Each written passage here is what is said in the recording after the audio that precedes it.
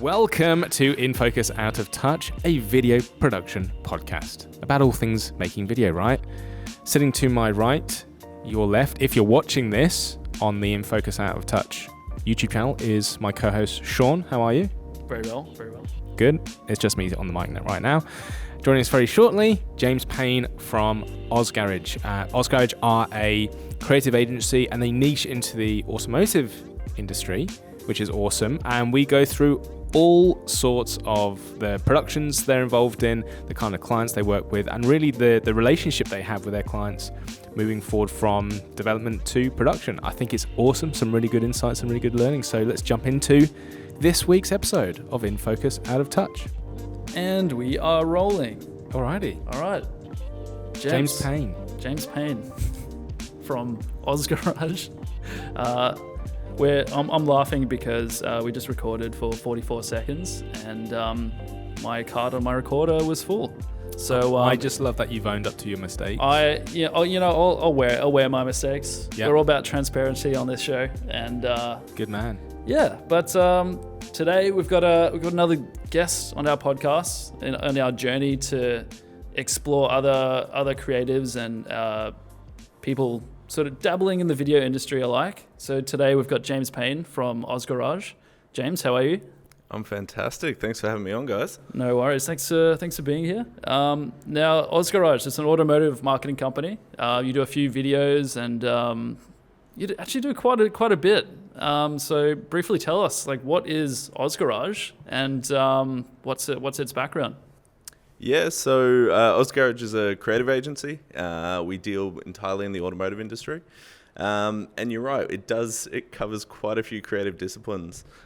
We tend to work with our clients that, we like them to come to us with a problem. And then these days we find the best creatives to solve that problem. So it's been really great. It's kind of allowed us to work with some incredibly talented people across the board. And it probably gives us a bit of a unique advantage understanding that automotive industry. That's where we kind of came from. So it kind of skips a little bit of that process with the client where they have to get us up to speed. So we can sort of jump right into that discovery process. So yeah, we sort of do a lot of video projects, social media. A lot of it's very heavily digitally focused. And of course, video makes up a pretty large component of that. Nice. So you own that video component yourself? Yeah, so we've gone through stages throughout our sort of years of having internal teams, and now we tend to work with the particular creative that's best for that sort of project. So tell everyone about your background. How did you get your start? How did you first start getting into video making yourself? And bring us up to now. What is your go-to gear? I'm sure everyone wants to do the little gear comparison. Yeah, so my one's an interesting one. I'd love to have that story of, I was picking up and making films from, a young age. And mine, I enjoy problem solving. I enjoy learning things. So mine was actually more of, I picked up video skills from necessity. So we've grown as our clients have sort of needed different services. So I was really lucky. We had some great guys, internally and a lot of sort of mentors and teams I've sort of learnt off. I'm a Canon tragic, which... Yeah, never goes well. I was saying earlier that, at the moment you get into a tech talk. Boo. Yeah, it's just smart people understand Canon works. No, okay. Accurate. No, Canon Accurate. is great. Yeah. It might just be because Nick and I are slowly getting into the Blackmagic cameras coming from Sony before that. And you're annoyingly going to draw me down that rabbit hole yeah, too. we'll get you. We've already had the pocket cinema cameras out, trying to just been tempt mucking James to the around. dark side. Yeah. So, We'll Canon, did you start learning video on, like a lot of us, like on DSLRs? Tell me a bit about that journey. Yeah, so mine, I actually started doing sort of motorsport photography on I think it was a 450D back then, Awesome. a good old little entry-level one. But I was doing bits and pieces of video on that, and we had a couple guys with A7, so it was sort of learning that process. And I think that's why I had an initial hatred for Sony, and out of anything, it's because I didn't understand it. Canon made sense to me. It all felt right. It sat in my hands. So that's where I sort of started. And then now we run a 5D4 and a C100 Mark II. So awesome. The 5D4 is kind of mainly photography, and it gets a little bit of a run as a B camera, but the C100 Mark II, I think the person who recommended it to me sort of said it will be your workhorse, and was 100% true. It is one of those cameras that, I had discussion with someone and they said what was their ideal setup. And, he was talking about a red in a studio and, all the gear he could possibly have. And mine was a C100 and a little recorder and running and gunning, because it's just something that it can kind of get you out of every situation. So yeah, nice. Now, like directing this automotive marketing company, you probably don't have too much time yourself to get out and shoot. Do you find you sort of do a lot of the shooting yourself these days, or do you get creatives along to sort of help you in that process? Yeah, it's funny. We probably stay pretty flexible depending on the client. So, we still have internal, and I do get hands-on quite often for probably the smaller sort of productions that we need. We just need good video content, and I've got the skills to back that. Any of our bigger campaigns, we instantly sort of start bringing in and building teams based on what we need. But I'm still in the habit. I carry around the C100, it sits in my hand, and I technically should be directing, and I should be focusing on that, but I still have the camera in my hand because I really enjoy. I find it a lot easier to explain what we're trying to achieve when I've got a camera in my hand and I can frame it up and then go, okay, more talented person, you execute this now. So yeah, there's something special about just shooting something yourself. Like, it is nice being a director and calling the shots, but there's something so amazing about just being connected to that camera and like pointing it wherever you want to point and just capturing that image. Like, I don't think I'll ever drop that. Like, no matter like where my career goes, like, there's something so special about doing that. So that's awesome to hear that you especially if you probably don't do it like in and out 40, 50, 60 hours a week with a camera in your hand, making the time to do that, or saying like, yeah, I can dedicate the time to do that. I agree. You get a little buzz from it. So you mentioned obviously specializing in automotive, and that you're pretty knowledgeable and you have experience in that field, which makes it easier to talk to your clients. Do you find it difficult to differentiate your content? So say you might have two similar clients. Like, what do you do to sort of change up a video between the two if the subject matter is similar in nature? Yeah, that's a really good question, and that probably an answer simplifies probably two years worth of hard work to realize how we do that. We used to be at a stage where we do sort of content packs where we do a video a month plus some social work for clients. We got to a stage where we had about 14 of those on the books, which meant 14 productions a month. And when you add at least a day of edit, not a lot of time in between. And that was probably one of the best things we've ever done, and probably one of the best things we moved on from. So it gave us that ability to just work out systems, work out how to do things under pressure. But also a big one was how to come up with unique ideas. When you've got so many, and look, the automotive industry is wide, and there's a lot of different sort of niches within that.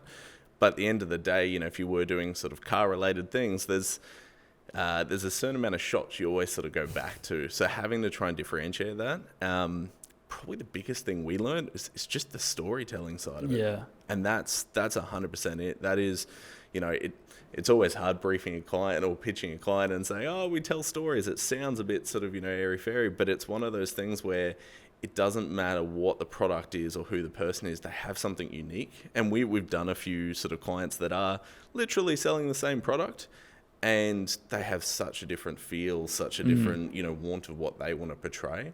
And so that's really what's defined us over the last sort of year or so, is wanting to just, delve into people's stories and really understand that.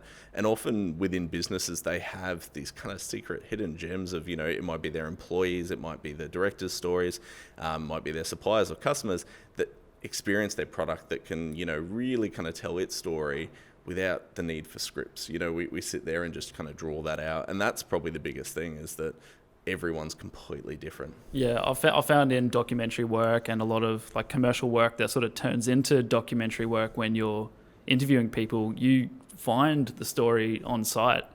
So when you have a client, sometimes I get a client wanting to like storyboard things out, script things out, and you sort of just have to say to them, look, like, trust me, I've done a lot of these. We can figure it out on the day.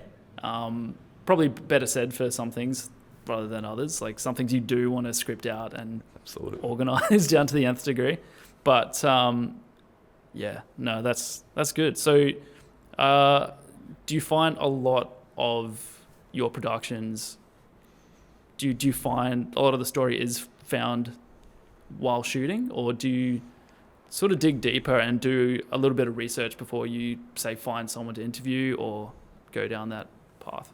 Yeah, so this is actually one of my favorite activities. You know, I'm sort of always hands-on involved in the video production side, but one of my favorites is actually finding that story. So generally the process is, you know, we go through the brief process with the client and we do a bit of discovery on their end, and really quite often what we're trying to get is what's the message they want to get across? Because usually we get the few marketing taglines that they give us and go, put this in a video. You know, as you guys know, that often doesn't work. So we try and find what the real story is. And then we go through a bit of a process. And generally, you know, if it's a customer or employee, we sort of get them to give us a bit of a short list of who they think might be appropriate.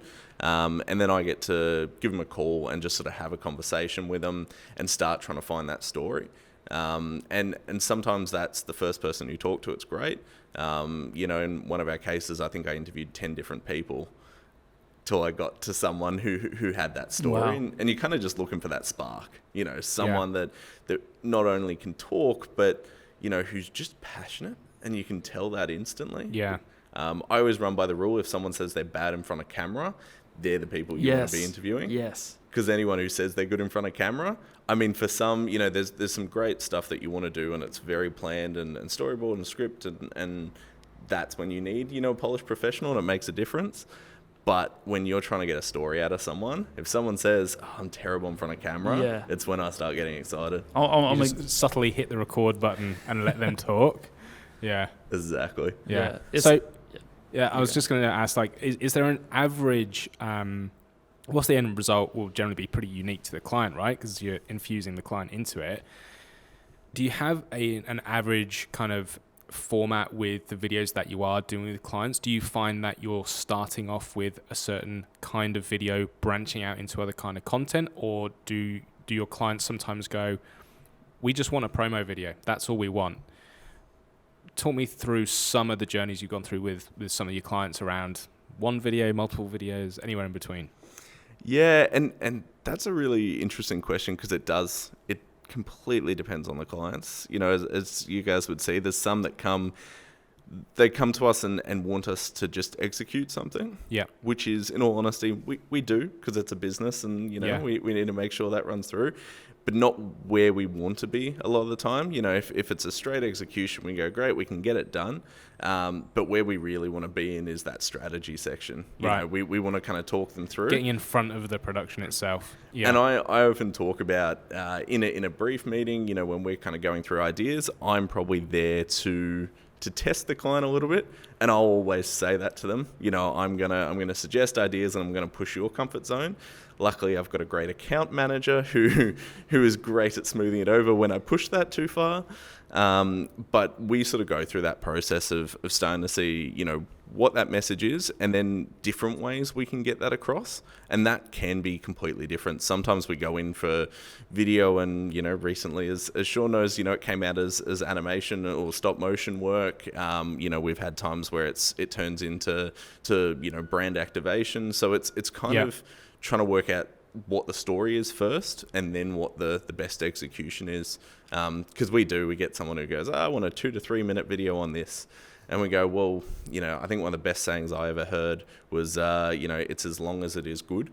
And that's always what we tell our editors. Yeah. You know, they go, how long should it be? And unless it's a very specific, you know, it's got to be on Insta, so it's got to be under a time. Yeah.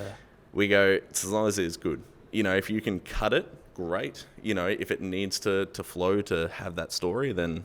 Yeah, and I feel like in the industry now, like, a lot of marketers, they're wanting quotes for, okay, what's your 15-second quote? What's your 30-second quote? What's your 1 minute quote? And yeah, I've always been a big proponent of story is king. You got to, as long as it's good. That's a great way to put it. And yeah, it's something I think it is so important to hammer home right away, just in that discovery phase, just this is about, promoting this and telling this story. It's not about reaching 60 seconds in an Instagram video. If it does fit in that, great. But if it needs 5 minutes, maybe Instagram isn't your medium you should be using this on. So I would ask, like, James, if because you've been through the kind of the retainer video model before, as you said, if you could get 10 clients a month paying a couple of grand to do a retainer model where you've only got to do a set format of video, sit down, do a couple of talking heads, and that's it, would you opt for that, or would you opt for maybe not as many clients but more creative video work and creative campaigns? Yeah, that's a super easy one for me. That is our entire sort of business has shifted to the latter. So it's about creativity, and it's I'd prefer to give our absolute all in every aspect to less clients than to try and service as many as possible. Yeah. Look, there's some great things about having multiple clients on the books, on retainers. It makes it easier, for cash flow and business operation. But we even got to a stage with clients where it was almost a stress for them to find the next idea for the next month. Oh, so, yeah, that's interesting. Yeah. We would end up having to push them and be like, what have you got? What do you got? And there's this kind of, I don't know, it's like anything, there's money can incentivize you in a job up until a point where you go, I want to do what I love. And it's the same with us, that we kind of went, well, if we're trying to force you to push out a video next month, why are we doing it? There should be an just absolute doing it to make purpose. Yeah. And that's probably what we found. There's the odd client that still does approach us for that, because it was our sort of business model for a while. And 9 times out of 10, we're able to kind of go, well, hold up, let's look at what you actually need. Let's put a bit of strategy. And when we start putting that together, they go, oh, okay, let's do it slightly less often, but let's put a bit more work into what that production's going to be. Nice. And filtering through then to the other creatives you're going to outsource to and get involved in a project. You've clearly designed a concept or brief with a client. Are you involving that creative as well in that process, or are you someone who kind of likes to go, well, we've kind of mapped it out, just come along and not press record? I know you wouldn't be like that, but you know what I mean? Like, how much input would you generally allow another creative as part of that collaboration with the client? It's a really good question, and I swear you've been in our meetings recently, because that is something we've been discussing.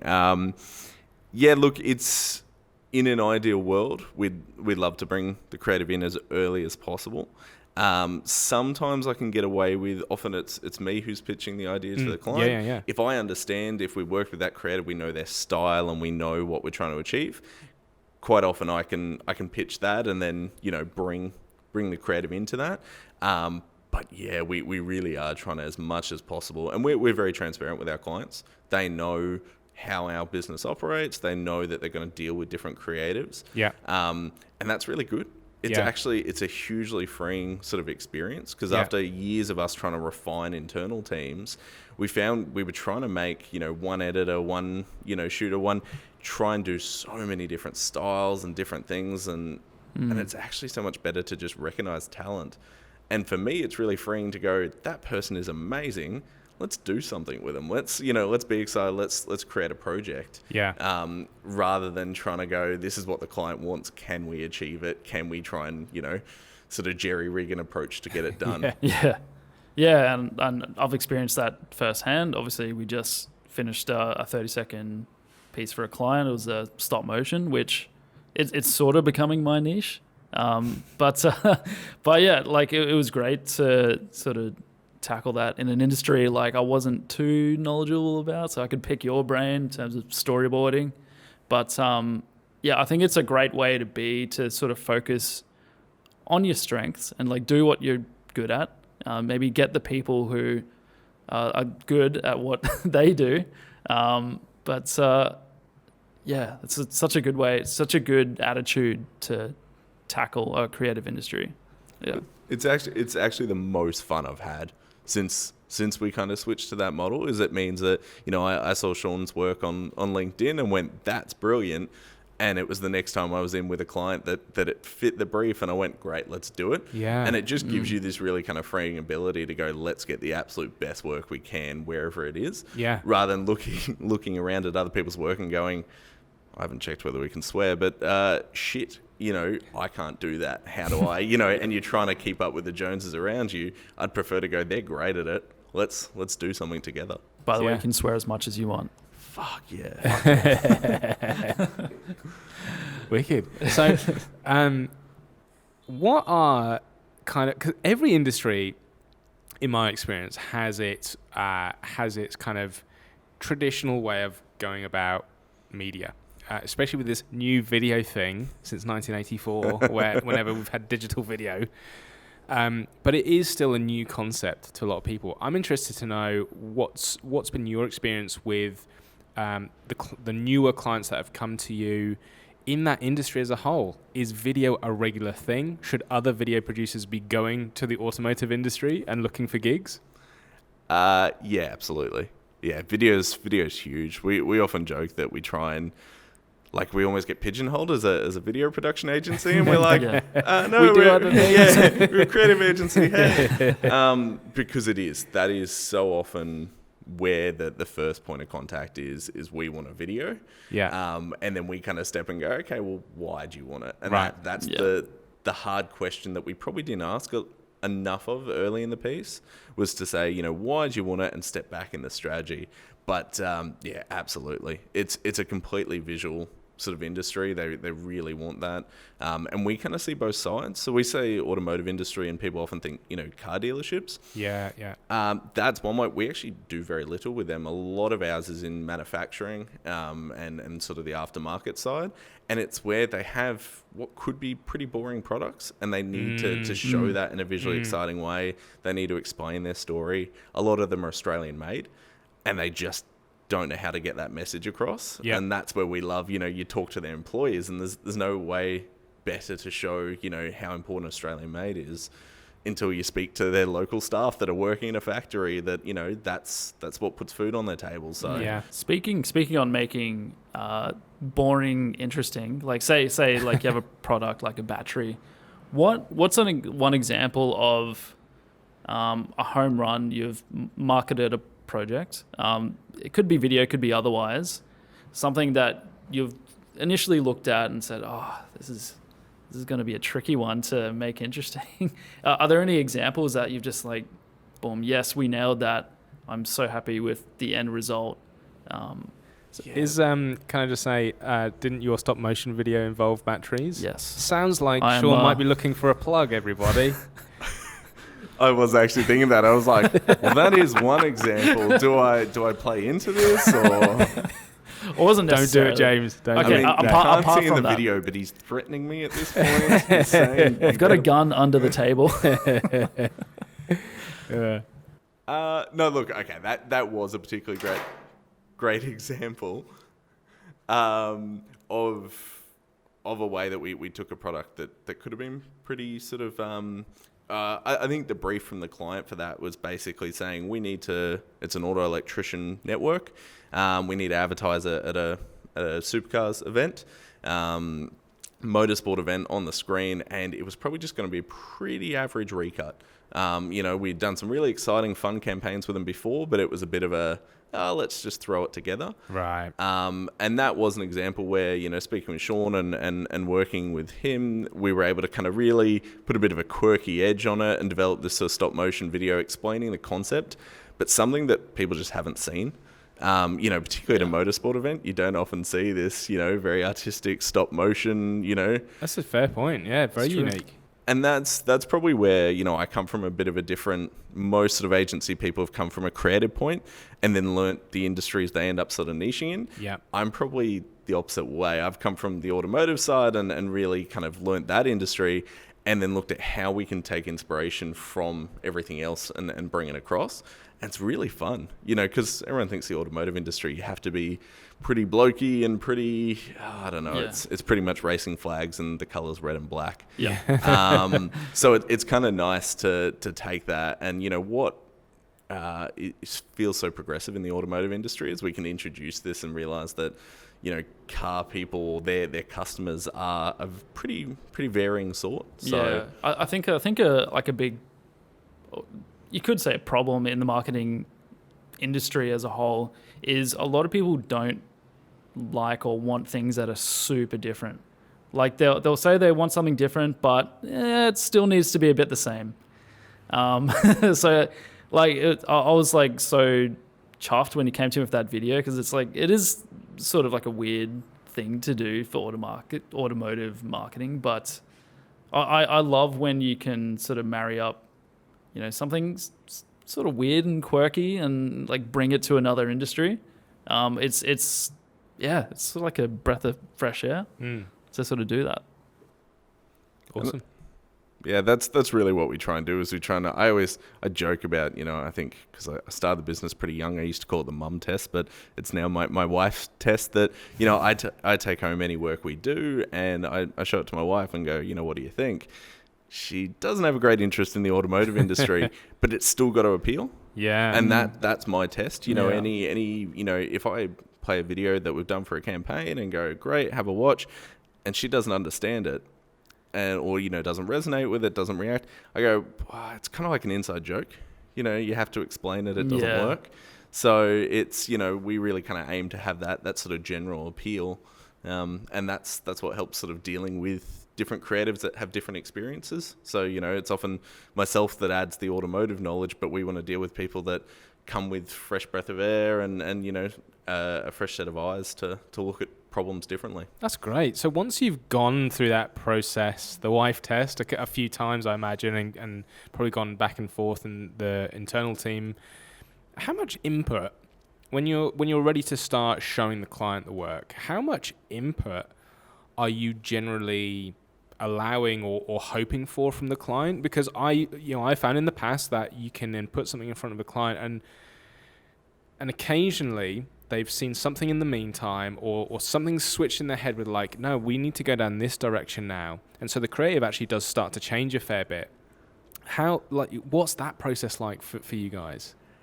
Yeah, that's a really good one. I think I heard you guys talking on an earlier episode about that sort of revision process and what happens in there.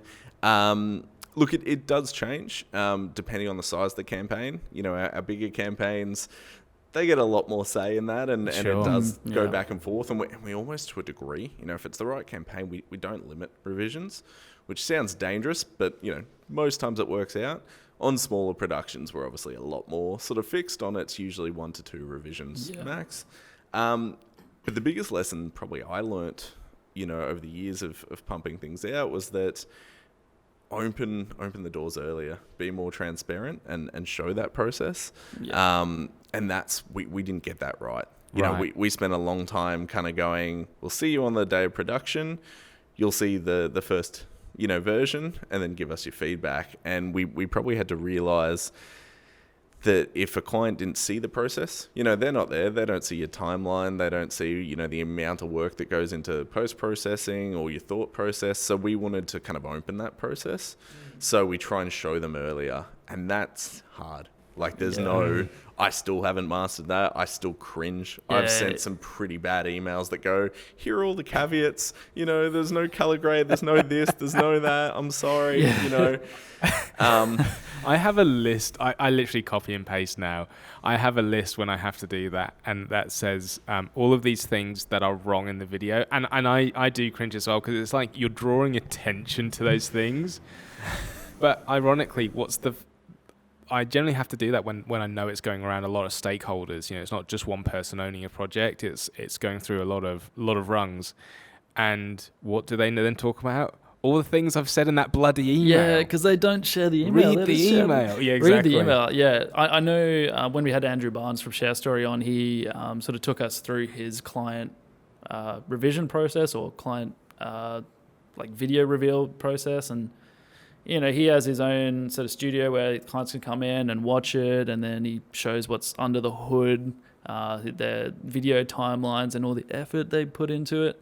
I suppose your sort of end product reveal might be a bit different. Did you have a process, or is it just straight up, what do you think? Yeah, what do you think of this? It's a really interesting one because I heard Andrew and I'm like, that is a great idea. And we probably did it for a few clients over the years where we'd bring them in and show them in the office and show them on the TV. But for me, trying to break that, sending it quick.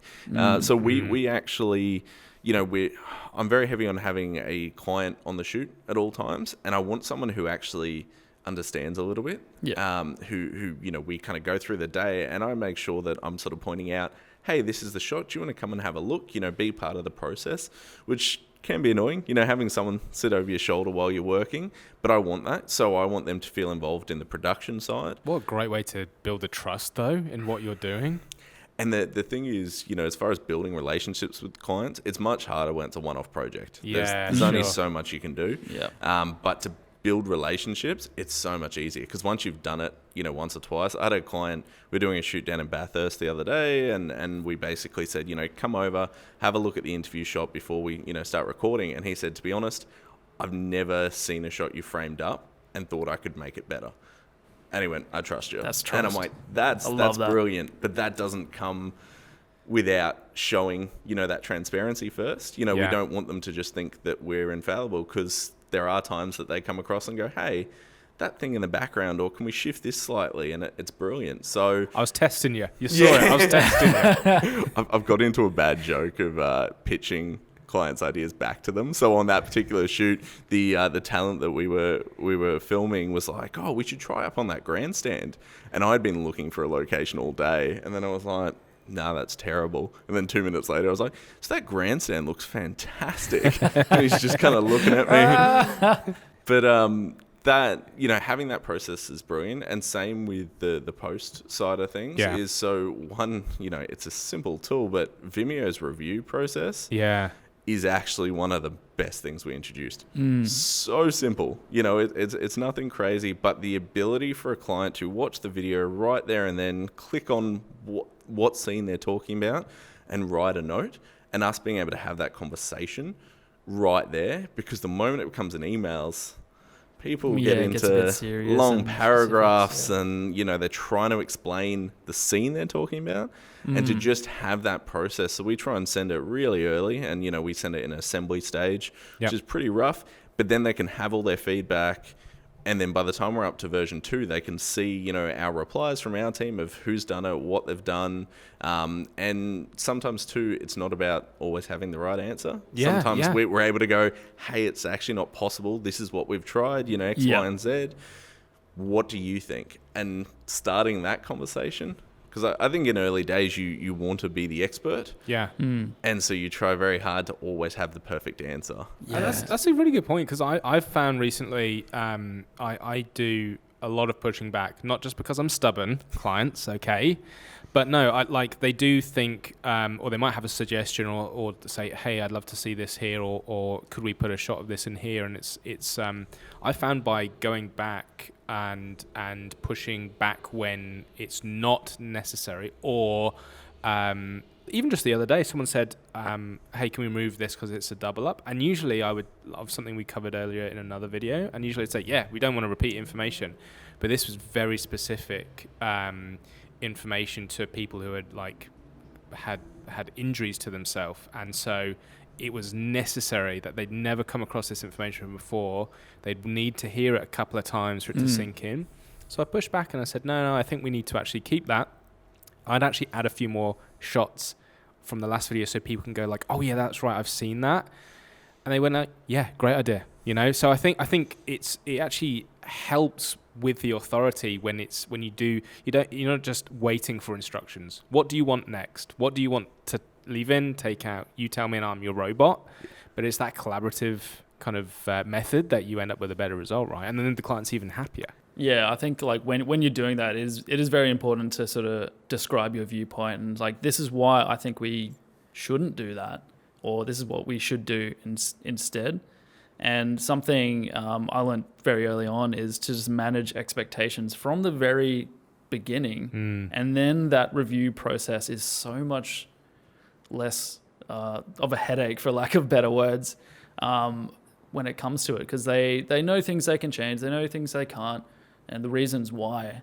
Yeah, and it's easy to think you're infallible and you can't do anything wrong, but sometimes every now and then a client will say something that's right that you don't want to believe is right, but and they're like, no, damn it, yeah, happens a it. lot You to sort of me, just if have I'm to, honest. you sort of just have to accept, like, Yeah. I didn't see that, so you have to suck it up. Yeah. And that's absolutely, like, make it sound like such a smooth process, and we all hold hands and walk down the road.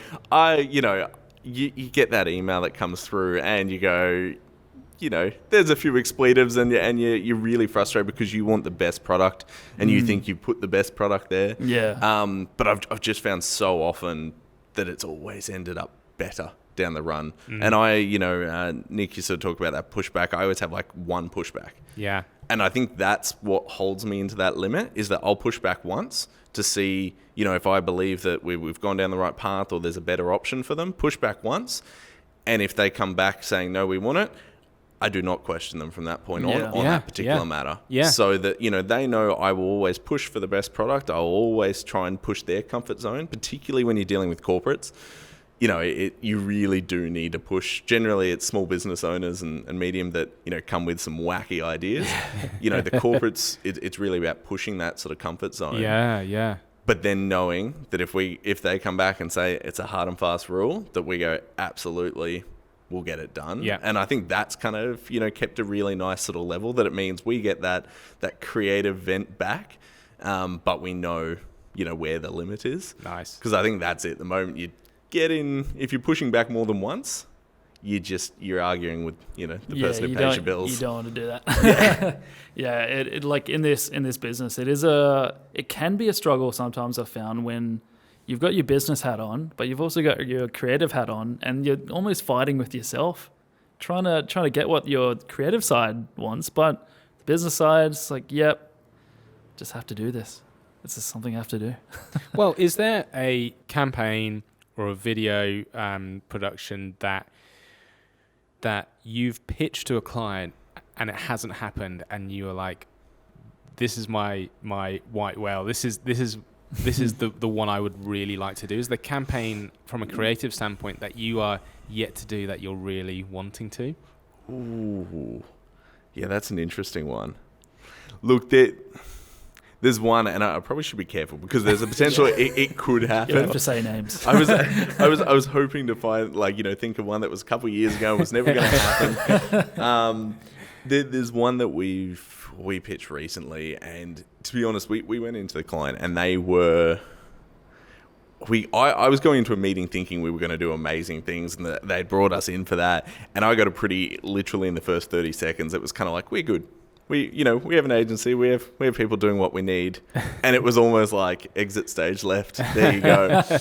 And so I flipped. I kind of went, well, if we're not gonna get through easy, I'm just gonna throw a cracking idea at you and be pretty brazen about it, and then see, how it works. If we lost it, we'd lost nothing. So, but it was a trip to it was someone in the lifestyle industry, so like caravans, camper trailer, that sort of side.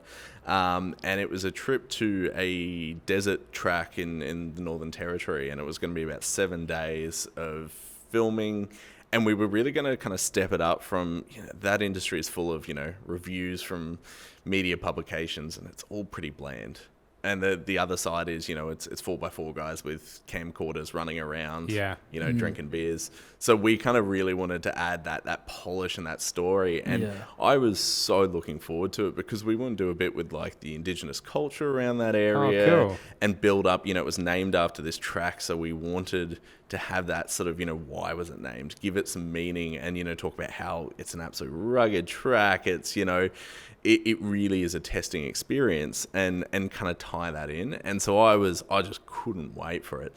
So I'm hoping it's one of those projects that, you get we're not quite ready and, we'll get there. So one day. I'm hoping that'll come up one day. But for me, that idea of just being able to take in something so amazing and have that kind of nature experience as well as being a very commercial shoot, I don't know. I figure we work hard in this industry. We might as well take away amazing experiences, and it's a trip I probably wouldn't be able to do myself. So, why not enjoy that with a client? So I like it. That's great. Yeah, that's awesome. Yeah. So closing off, where do you see the future of AusGarage going? Is it sort of more of the same, or do you have a vision of what you want to turn it into? Whether that's international, if you feel you could jump there, or World Garage. World Garage. That's right. You know what the weird answer is? I love what we do. I Yeah. kind of love.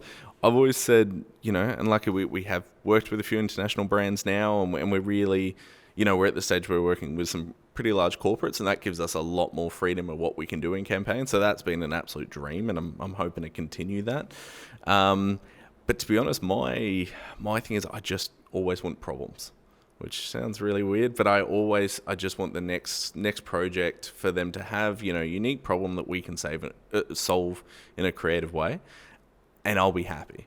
Particularly as a business owner, if there is just new problems in front of me constantly, and there's more we can do and more we can experience, that's my dream. Yep.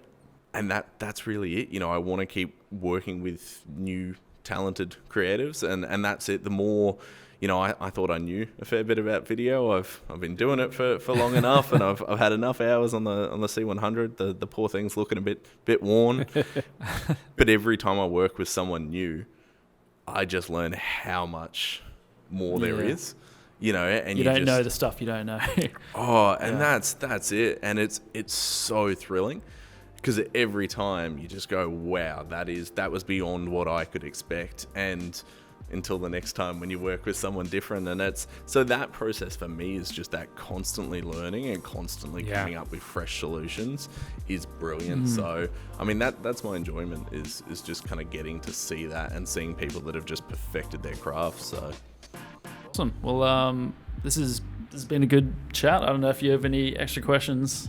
I probably do, but they'll interrupt the flow of how we're going. So I think we're good. So James, thanks so much for coming along and giving us a little bit of a peek behind the scenes of AusGarage and your approach to video production as well. Really cool. So we'll put links to all the contact info in the show notes. If you're watching this, then go ahead and subscribe. If you're listening to this, please head to your favorite podcast app and give us a rating and review. It takes 3 plus 40 seconds, so it'll take 43 seconds. Correct. All right. But that'll be great. We can get the word out on the show to more and more video producers out there. Yes, and if you are a budding filmmaker or you're involved in the creative industry in any way, and you think you could talk better than us two idiots, It's a low bar. It's a low bar. Email us at infocusoutatouch@gmail.com, and say hey. We'll catch you guys next week. Thanks, James. Thanks, James. thanks, guys. See ya.